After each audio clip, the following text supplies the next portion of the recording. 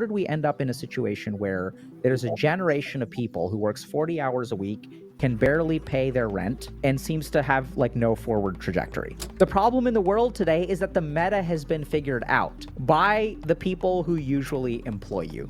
To find one job, you have to apply to 1,000 jobs. Like, this is bizarre. Oh, maybe someone here on TikTok can answer this question for me, because I cannot figure it out and I am so frustrated. Why is it that I have to work 40 hours a week just so I can have a place to live? 40 hours a week makes me $2,000 a month, and my rent is $1,660. So I work 40 hours a week so I can have a 2-bedroom apartment. That is painful to hear. That's awful. I'm watching this, by the way.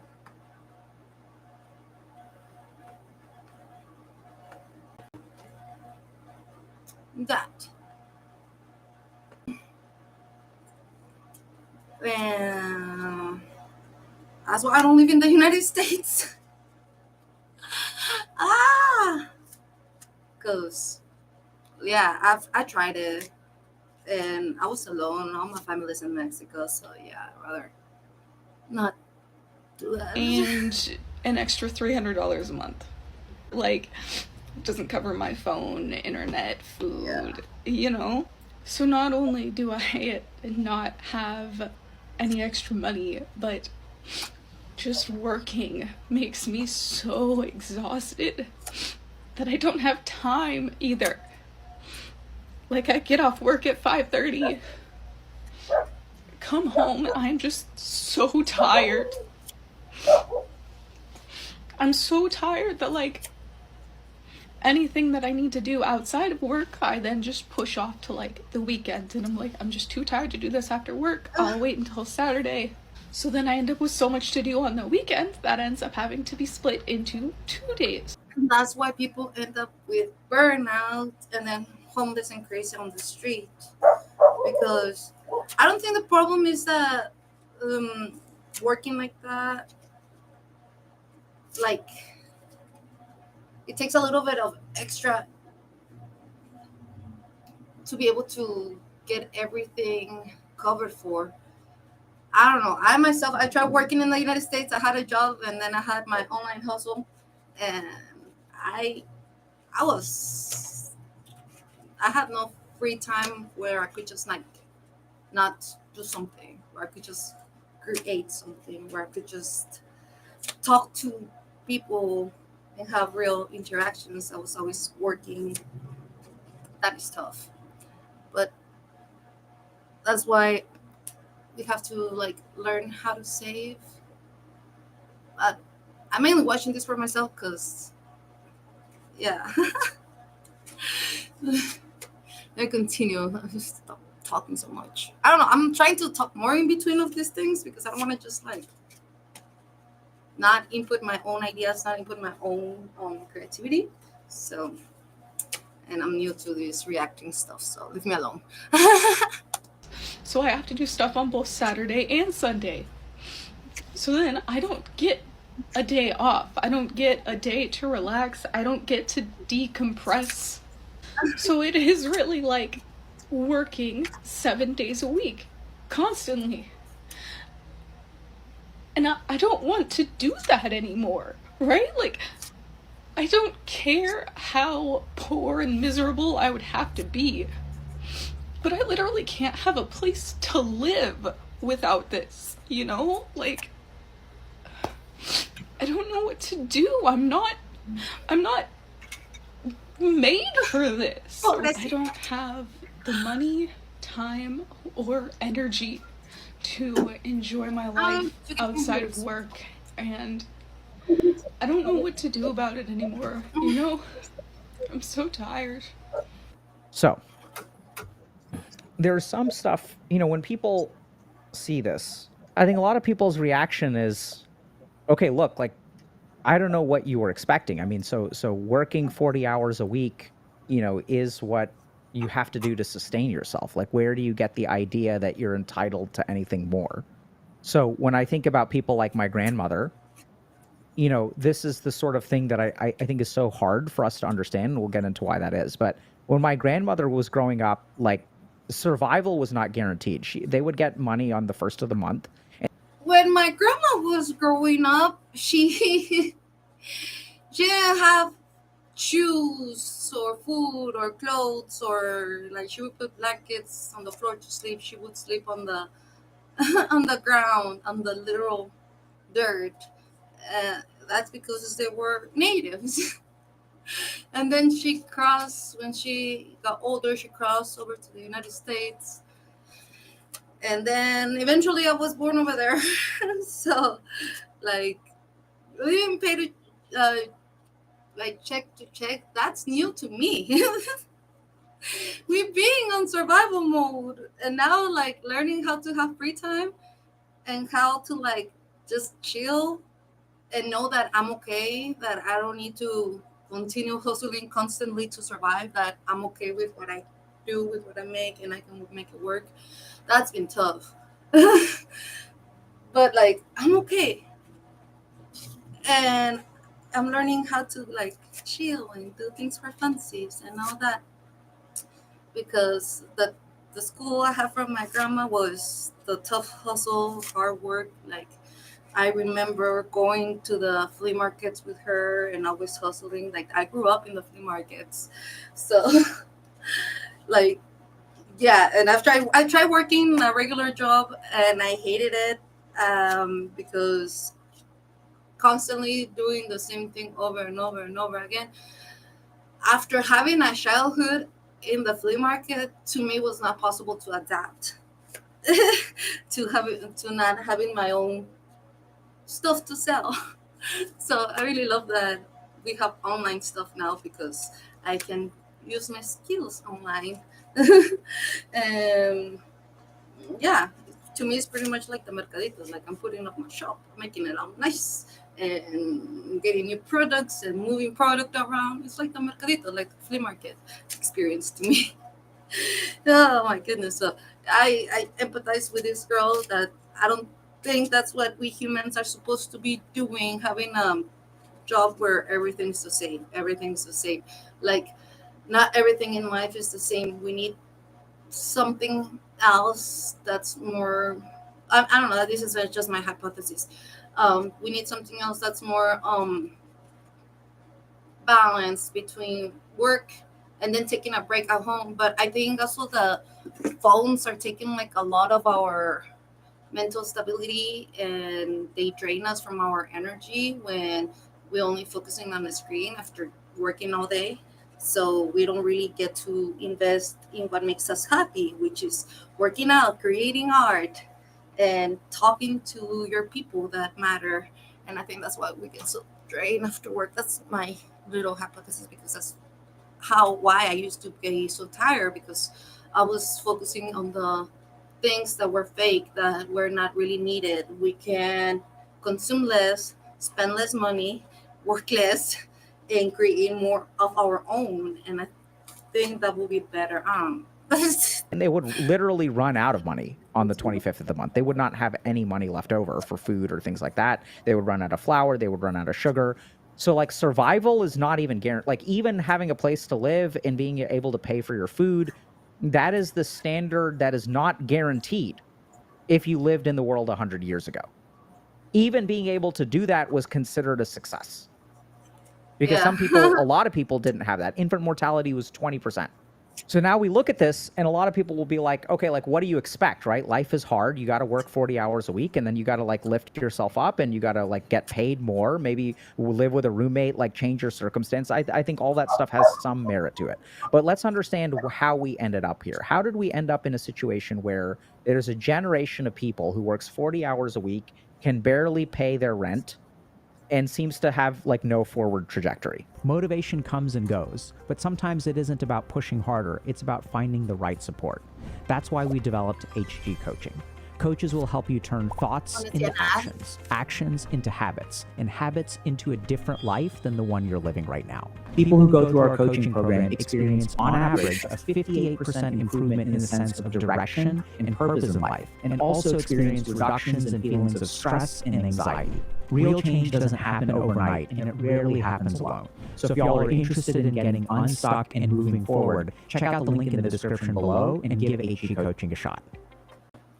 The main reason why I am watching this online is because I talk to a lot of lonely males online and I see the issues that they have in their heads and why they come to me for whatever. And I'm like, bro, you're such an awesome person. Like,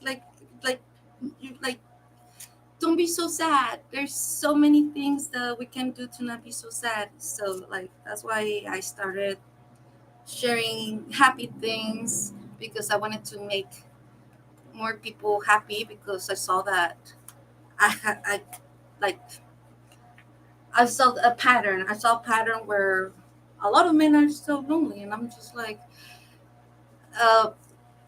online talking to a lot of them, and I started caring about that stuff. And then I found Healthy Gamer GG, and he talks a lot about that, about how guys feel sad, how they feel lonely, how they end up being addicted to porn. And this is sort of like my way of contributing to being part of the solution and distance myself from the being part of the problem. So yeah, hopefully these resources help. Even if like you hear something that may interest you, check out the links. I have been posting a lot of helpful stuff on my Twitter, along with other stuff that I do for a job. And I will be continuing sharing stuff like that here, put things into my own words based on my own experiences from all these interactions I've had online. I feel like I could be doing more with my time and the knowledge I have, and this is what I'm trying to do while making some art and pretty flowers so I can decorate my house. Look how pretty they are. And they're so time consuming, and I'm like, maybe I could like do art and stream online at the same time. So I think So the that's my reason that hat. some people will look at this and think, oh my God, these kids are so entitled, is actually because of the boomers. And I'm not blaming them, but let's understand this. I'm not even sure how the sound's gonna turn out, because I have the fan and I'm doing this live. I'm not listening to myself. Hopefully you guys can hear me. Test, test, test. I am so not a professional. So the entitlement that your children grow up with depend on what you teach them, right? So when we're saying, hey, I'm working 40 hours a week and I'm basically like stuck at neutral, right? There's no upward trajectory. And someone says you should work harder. They're operating based on the assumptions that they grew up with, where when you worked 40 hours a week 50 years ago, that was enough for upward financial trajectory. The ratio between income and acquiring a house and how much rent was and things like that were such that 40 hours a week was sufficient for upward trajectory. The world was also filled with... Oh my goodness. Also, are you aware of how much money we waste on little spendings like Netflix, subscriptions to sites, and so many things that we could like save for like later use. Can you hear the Lotus truck coming by? And this is something I've been working on myself. Like, where can we cut down expenses? Where can I save? Which bad habits are no longer helping me grow as a person? with opportunity to where if you exerted yourself a little bit harder, you could actually get promoted. You could like start a side hustle, like whatever. So if we look at the period between like, let's say 1950 and like 2005, I think that was a period of unprecedented economic prosperity from a circumstantial standpoint. So when you have a generation of people who grow up with economic prosperity, their assumptions about how the world works are completely different. You can do something, you can just start a .com in 1992 and you could sell it for a ton of money. Like that's just what happened, right? If you were in college in the 60s, you could do a bunch of LSD and a bunch of marijuana on some liberal college campus, roll into some banking job, and then just get promoted and have pensions and stuff that were relatively intact, and then you could retire at the age of 2000 with all of your .com stocks, and you could be totally fine. So then you have a generation of people with economic prosperity. And so what do they instill in their children? They instill in their children that, hey, if you sort of like work somewhat, but you don't need to work super hard, like you just kind of lift yourself up by your bootstraps, because that's what I did. Because when I lifted myself up, I had so much upward momentum that it was easy to lift myself up by my bootstraps. So you should be able to do it too. So what I've noticed is that we have an entitled generation. And the reason we have an entitled generation is because we learned that entitlement. Our perception of what the world was supposed to be was based on a generation above us for whom things were objectively easier. That is true. The way I'm living my life is definitely not the way that I thought it was going to be. But then again, I came from a generation that had it harder and then not so hard. And then I'm like, I don't have a struggle. What should my struggle be? So I'm learning to like, bitch, you have no struggle. Just work with what you got, and we're okay. And now we inherit a way of looking at the world, a relationship with work, and our expectations from our parents. And then now we are getting crushed because the reality has changed. And the reality of the world today is that things have been optimized. Optimization is the worst thing that has happened. So if you look at a video game, so this happened in Dota 2 recently. This is really interesting. So what they did in Dota 2 is they made the top 0.5% of matches private. So what used to happen is a patch would come out, there would be APIs that scrape professional player data, and the meta would get figured out within 24 hours. And everyone in the game is just copying the meta that the pros are doing at the highest brackets. So Dota made a change where the top 0.5% of matches are now private, so you can't copy what the pros are doing. So now everyone has to figure things out for themselves. The world has, the meta has become far less optimized, which means that there is opportunity for random crap to work, because not everyone. Ooh, that feels great. Whenever on the site I go live on, they reset the rankings for the models, and then sometimes I get in the top 100s if I get like a tip really fast, and I'm like whoop whoop, and then I go back to my 3000s next day. Everyone that you're playing against doesn't know what the meta heroes are. So you can play an off meta hero, you can have some weird strategy, and it can work because you're not playing against a full stack of all of the OP heroes. Make sense? The problem in the world today is that the meta has been figured out by the people who usually. The meta has been figured out on that site by the top models. No, I'm just kidding. I don't know, maybe. Actually employ you, right? People have figured out what is the minimum amount of money that I can pay someone. It's more like the guy is trying to get cheap stuff. Never, I need to stop relating stuff to my stuff. What is the maximum amount of rent that I can charge? Right? Everyone, now we have big data, we have private equity in housing, we have all these kinds of things going on. Walmart has a bunch of people that are subsidized. I should go work there. No, but then we'll have to go to the United States. No. No. It's like thinking about getting a job and getting like a constant income. It's so tempting. So tempting. So beautiful. But then I would not be near my family. I would not be next to the area I know. I would not be, I don't know. I think it's really important that we invest time where we are, start and not chase things that are not gonna make us happy. We should learn how to be happy where we are, and then put a little effort and move upwards, move upwards. But if we continue changing directions from where we are, we're never gonna go anywhere. We just go in circles. I just learned that with like some Buddhist teachings I'm learning. I don't know if that made any sense in English. Sorry, my English is bad. I'm trying. On food stamps or whatever, right? So I'm not like anti-capitalism here.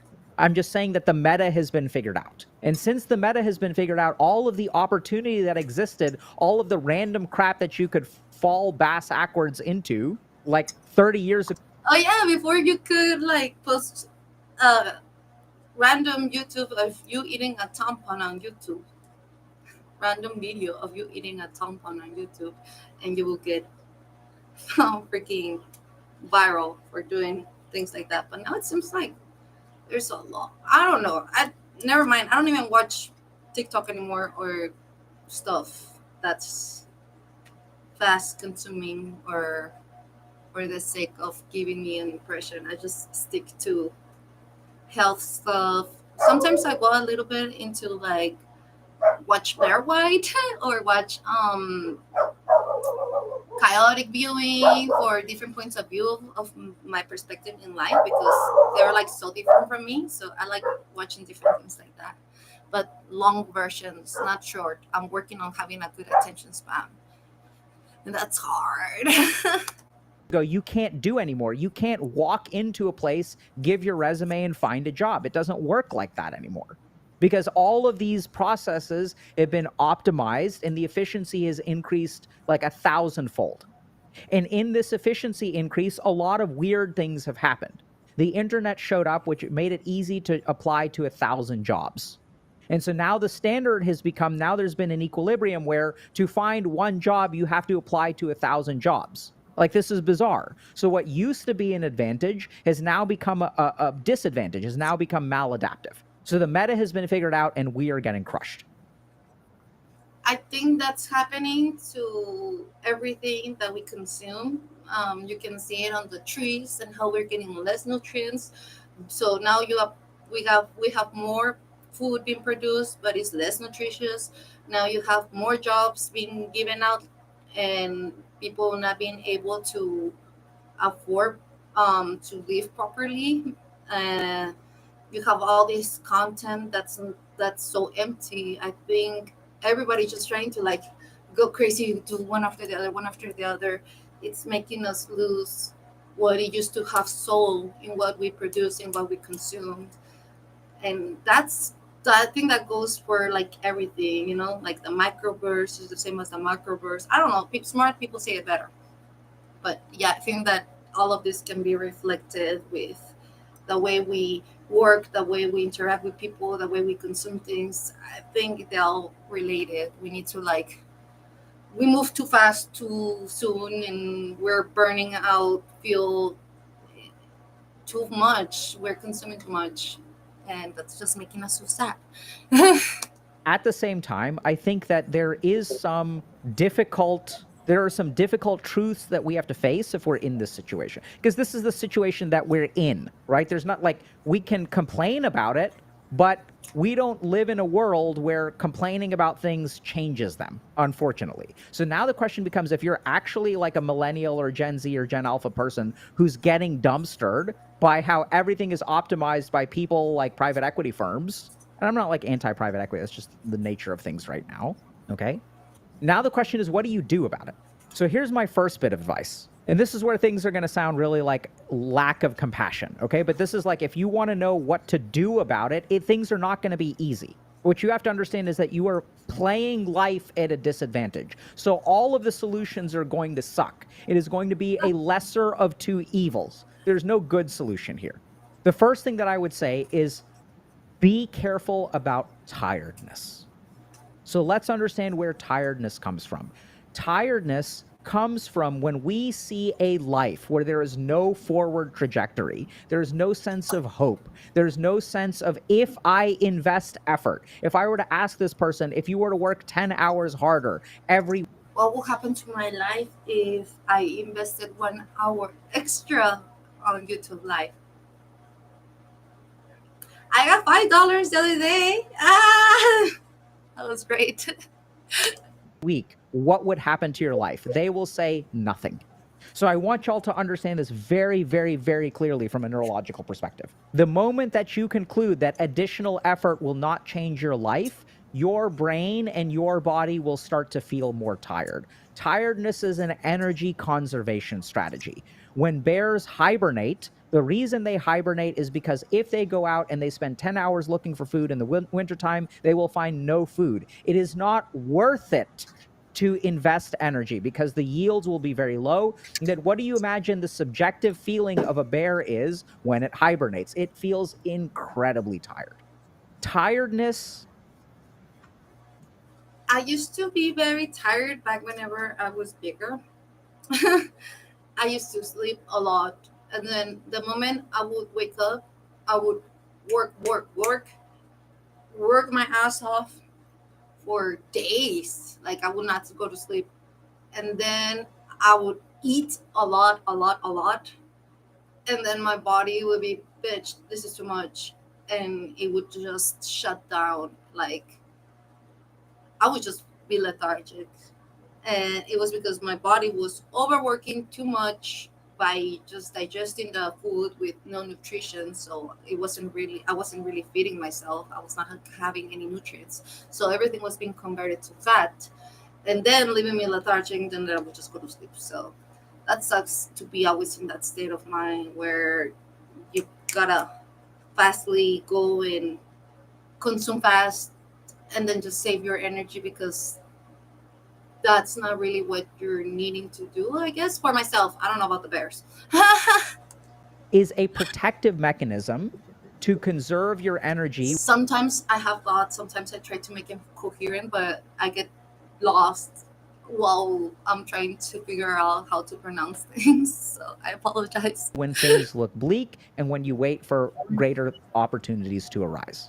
The problem is in the world that we live in, there aren't seasonal variations where it is more worthwhile to expend our energy. So what we have to do is we can't listen to our tiredness. We have to actually utilize a different mechanic. So when I exercise, I feel tired.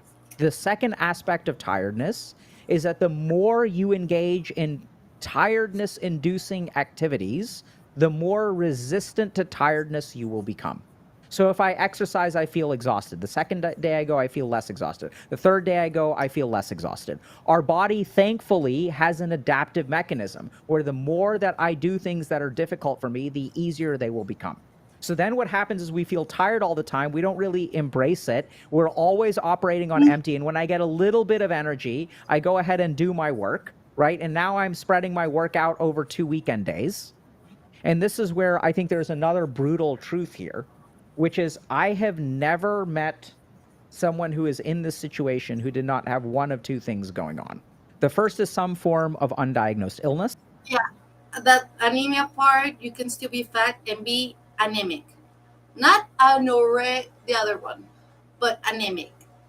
Because you can be eating a lot, have all these starchy foods making you fat, yet you're not getting enough iron, so you're iron deficient. And just all the nutrients that your brain needs that you get with food that doesn't make you fat. What food makes you fat? The ones that are high on starches, like cereal, chips, all those savory things that make us not full, just makes us eat. All that stuff makes us feel lethargic and big. And the food that doesn't make us big is the one that it actually gets used during the day. That's why it's good to eat things with fiber, because I recently learned this glucose goddess on YouTube. If you want more information from somebody who actually is eloquent on the topic. But yeah, it's important that we eat food that will actually give us energy throughout the day, not just store it, because what we eat is information, and we tell the body what to do with that information. If we give it like high starchy food, we're telling it store it for later. If we give it a boiled egg, it's like eat it slowly, please. We're talking anemia, my hypothyroidism, stop. depression, something like that. So there is a physiologic or psychological cause. I would even call depression physiologic. There is a medical reason for your tiredness. And if you are playing with that disadvantage, things are incredibly hard. That's number one. The second thing is cell phone usage. I did mention that earlier. When we're working, and then we take a break and then we get to the phone, that's still working the brain. We gotta shift gears and change into, after you're done working, stop working the brain too. Stop thinking. Do something that's just physical. Do something that's just good for you and to be able to decompress. Technology usage. So when this is something that I know people aren't going to want to hear, but like, you know, when I work with people who are like working 40 hours a week and they feel exhausted when they go home and can't do anything, the first question, not the first, but one of the questions that I'll ask them eventually is, can you pull out your phone and tell me what your daily cell phone usage looks like? And what people don't realize is that technology fatigues you. Here's the way that your cell phone makes you so incredibly tired. Most of our energy and our motivation come from our emotional circuits, right? If I piss you off, you are highly motivated to do something. If I make you anxious, That is so true. I was trying to look for my how much I use my phone, but I don't even know how to look that up. And that anxiety part, I remember when I was working to pay off debts and stuff like that, because I would take stuff from the store and pay in credit. Yeah, that's what everybody calls it, credit. Whenever I had to pay for credit, I no longer do that. I will get this anxiety attack like a week before the payment was due, or whenever a bill was due, and then I would hustle my ass online for, and then I would make my goals. But oh my goodness, I used to live off the anxiety. Now I'm like, okay, let's not do that. Let's plan ahead. Let's. But I remember whenever I would feel so lethargic and so sleepy, that anxiety that I knew that I need to do something, I would like overwork through that. So it is a powerful tool, but it should not be used often. Only you when are needed. highly motivated to do something. So emotions are powerful motivators of behavior. They're our most powerful motivators of behavior. Logic is not a motivator for behavior. That's why you can logically tell someone, hey, you should not eat unhealthy food. It's not good for you. And they'll continue to We have to be careful with that emotion, because that's how people control us, with fear. And I don't want to just sound like a crazy bitch. Here's the science. Don't listen to people going crazy online saying, oh, no, things are going so bad all over the world. Go outside, listen to the birds. Go outside, say hi to your neighbors. Go outside and see for yourself. Is this really happening here? And if it is, what can I do to help? If there's a situation around your area, what can I do to help? But if it's not, if it's somewhere else, there's not much that we can do. And it's sad, but we're only individuals, and we can only take care of our immediate environment, which is great. That means if we all did that as a group, then we will all be stronger. We're stronger together. Let's learn how to cooperate with each other, learn how to look after each other and ourselves first. Be responsible for your own feelings, for your own well-being, so that you can be at better service whenever it's needed, or something like that. eat unhealthy food. Emotion is the most potent motivator that we don't have access to today. Why don't we have access to it? Because our phones and social media emotionally exhaust us. We watch this TikTok, we feel so resonant with it. We're like, oh my God, this is me. This is the world we live in. Like, this is so unfair. We feel this righteous anger. We feel indignation. We feel taken advantage of over a 2-minute TikTok. And then once those emotions calm down, we are emotionally drained. So not only are we given an incorrect amount of conditioning because the boomer generation grew up and everything was easy, so they did not teach us how to work hard.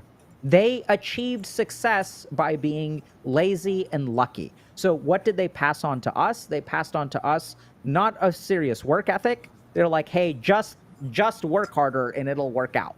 But if you kind of think about the lack of sophistication, what that means is that someone who just sort of showed up and exerted a little bit of effort, things worked out. Like, that's the only way they could believe that, right? Was that if that strategy worked for them, it doesn't work for us anymore because we have multi-billion-dollar PE firms that are optimizing housing prices, that are controlling markets and figuring out that I can charge $1,660 for rent. And if I charge $1,800, it'll go vacant. But if I charge $1,660, people can afford it. This is what the world has become. And so I think the harsh truth about it is like, are we at a disadvantage? Yes. And the things that, like, the only option that you've got is to advance in your own life.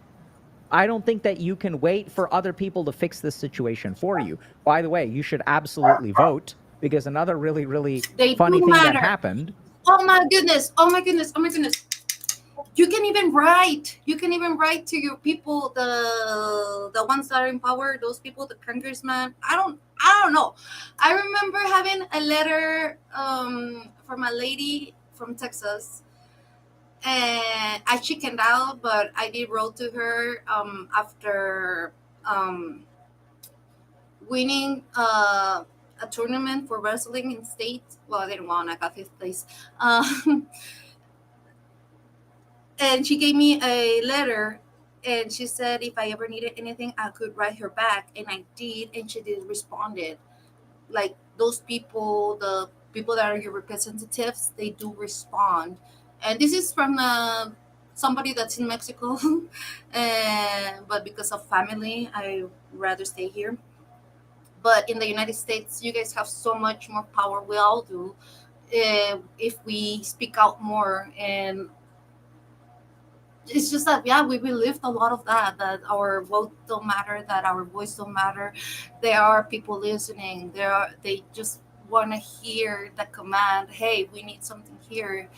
But if nobody's speaking out, if everybody's just mindlessly just looking at TikTok and not really being involved in their community, then things like that go by. Taxes are getting used in things that are not needed. We need to tell the government what to do. The government was made by the people, for the people. We need to tell the government what to do with our money, with our resources, with our land. We need to tell them what we need so that they can provide it. And we're not doing that enough. So it's not just the government sucks. No, it sucks because we made it like that. We made it sucky. We're not taking responsibility of our own power that we have as adults. We're letting the elder generations, the boomers, do all the hard work, and it worked for them back then. It's not working for us anymore. So we have to be more active in speaking out. This is me trying, and then I am a person that's been doing nothing for a while. So this is my attempt at speaking out more and bringing this to my people that can do something. We need to speak out more to the representatives, the people that they all have their names listed. We all can email them and they will listen, but we don't do that enough. We think that we don't matter, but we do. We're stronger than we give us credit for. Is that we taught young people that their votes don't matter. And what happened? Then they stopped mattering, right? But we saw this in the United States, where a lot of people were upset by the results of the election. And it turns out that a lot of young men went out and voted, and they voted for Donald Trump. And this is what happened. But we're not. So even if the life that I'm not saying that the life that you're living is not hard. I'm not saying that it's unfair. I'm saying that it is unfair. It is hard. You are at a disadvantage. And I don't think anyone is going to come and fix it for you. And I think there is a lot you can do to fix your life. There is a ton that you can do to fix your life. And oftentimes we have no idea how, in addition to disadvantages from the outside world, we're racking up disadvantages for ourselves. And the crazy thing about this is, like, if you're someone who feels so exhausted that you can't do anything when you come home, and then you have to work on the weekend, and you have to split up the work on 2 days, this is where, like, I've seen this completely flip around, right? So there is an alternate scenario, which I've seen happen time and time and time again, which is that you start by using your cell phone less. You start by doing whatever 15 minutes of work you can. 15. Or do gardening, or do flowers. I love flowers. minutes a day when you get home from your job and you feel absolutely exhausted, or go to the gym. So all of the work that you would do on a Saturday and Sunday, you start sprinkling out throughout the week. Do whatever small amount that you can. Over time, your tolerance for it will increase. You will gradually do more. And then something beautiful will happen. You will have a day off on the weekend. Once you have a day off on the weekend, you will be invigorated going into the next week. Will you actually be invigorated? No. But you'll have more vigor than you did before. Because now you have one day off on Saturday, and oh my God, now it's Sunday, and now I have work, and now it's another hard week. But at least you get some break. There's no break and there's some break. Which one is better? Which one gives you more energy? So you have some break, you have a little bit more energy. Now what do you do going into the next week? You have a little bit more energy, so you work 20 minutes instead of 15. You work 20 minutes instead of 15. Now you have a little bit more time on the weekend. So now you have a little bit more time for fun. You have a little bit more time for relaxation. And this cycle, which I see people stuck in, is a cycle. And you can start to change that cycle. I've seen it time and time and time again. Is it easy to do? No. Is it fair to do? Not at all. But it is the only way forward. I mean, I'm sure there are other options, but it is I think it's the most effective way forward. I've kind of been there myself, you know? And I think that this is where, like, I work 7 days a week. I had my first 5 days off in 5 years. It's different for me, though. So I think this is where, like, the other thing that happens is that, see, when work becomes something you have to get through, then it's really hard to work. Work drains your battery. But when work is something that you enjoy, then it changes your perspective completely. And I'm not saying that this is easy, right? So, and I think what I tend to observe is that people who enjoy their work, usually one of two scenarios: either they got really lucky, or they really invested a lot of energy for a very long time to get to where they are. So that they intentionally took a very difficult path that oftentimes involved more than 40 hours of work, 50 hours of work, 60 hours of work, 70 hours of work for extended periods of time, right? And this is just like, I'm not saying that this is fair or right. If you ask me, how are people happy at work? This is the path that I usually see. The third option is that they're just oblivious and everyone around them is covering for them. I've seen that too, to be fair. So when people say, or you could be a streamer. Let me tell you, online stuff, only places stuff, all those stuff. I'm only making it work because I'm in Mexico. I would not be able to live off the budget I am able to make out of my online work if I was living in the United States. I would be that girl that at the beginning of the video that was crying, I'm working so much and can't take a break for myself. Like, no. So I love my online work. I love the environment I'm in. I am lucky that my family here is thriving, that we're in a nice area. Okay area. I don't recommend people to drop everything they're doing in the United States to come live in Mexico because it's cheaper. No, there's a lot of things that have to be aware and careful in the area. You can just look up in the news. It's wild here. But other than that, I'm able to keep the lights on. I'm able to take care of my grandma, my mom, and everybody that's around me. And we're okay. We are not starving. We're doing okay. And we don't have a car. It broke down, but I am already saving towards that. So I'm happy that I'm able to do that. But yeah, anywhere you are, start investing right there and then. Start investing in another hustle, into your retirement. Don't just spend it on Roblox or subscriptions. I don't know. That's more like an advice for myself that I should really, really take. I don't know about that. I think a streamer is like one of the worst calculated professions you could have. So just be a streamer is way harder than just being an investment banker, or I imagine even just being a doctor. I think the people who try to become a doctor and succeed is probably a higher percentage than people who try to become streamers and succeed. 90% of streamers have 400 viewers. I think that is super optimistic. So here's the research that I did. When I started streaming for the first time, I looked at statistics on it, and what I realized is that at the end of 1 month, my bar for success is at the end of 1 month to have 5 viewers. If I could average 5 concurrent viewers, I would be successful. At the end of 1 year, average 100 concurrent viewers. That was my target based on research. And then I didn't even go past that because the majority of streamers never, like 90% of streamers never make it past 90.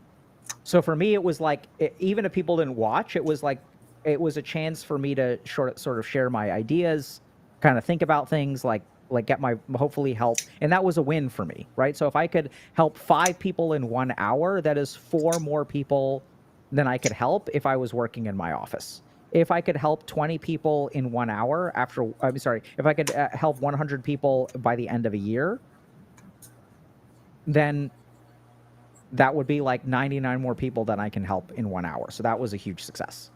So like streaming is like, this is a great example of human beings we're not good at probabilistic thinking. So I even did an analysis of esports winnings many years ago. And 98% of the Dota 2 prize pool winnings are won by 2% of the professional players. Like, that's insane, dude.